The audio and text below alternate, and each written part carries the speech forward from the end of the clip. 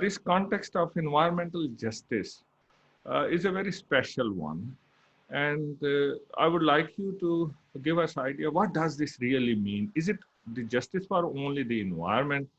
Where does economy and people come in? And what is the role of law? And how do we bring it into the concept of sustainability?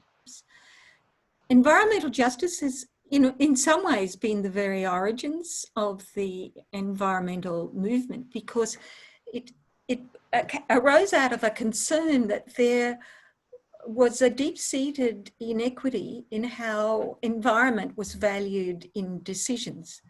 And so the early move towards pollution control, environmental impact assessment, involved trying to rectify an imbalance in society.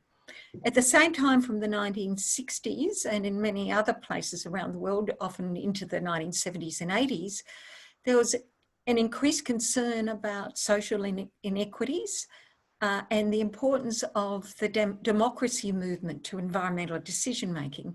And that really culminated in the Aarhus Convention and the basic tenets of modern environmental law around the right to participate in environmental decisions, have environmental values properly taken into account, and to give people a remedy.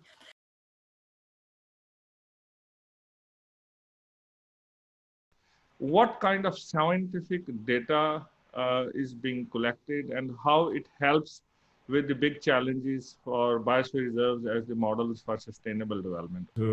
Each country provides scientific research on the state of natural ecosystems, assess the state of biodiversity, and also works to identify the main threats and suggest ways to reduce risks for both wild natural complexes and individual species of plants and animals. In the future, based on this data, measures are planned and implemented to preserve natural ecosystems, both at the national and international level. And so I think that data obtained from the various scientific organizations are used in the preparation of various national reports that are sent to the secretariats of high-level international conventions and agreements.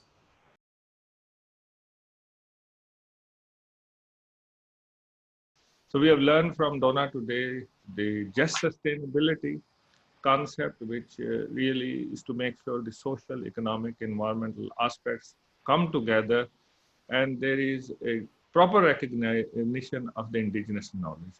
And then Roman has given us very, very key ideas that we should be working together to collect the evidence. The scientific data is necessary. Kazakhstan is a great example where we have been working on the related ecosystems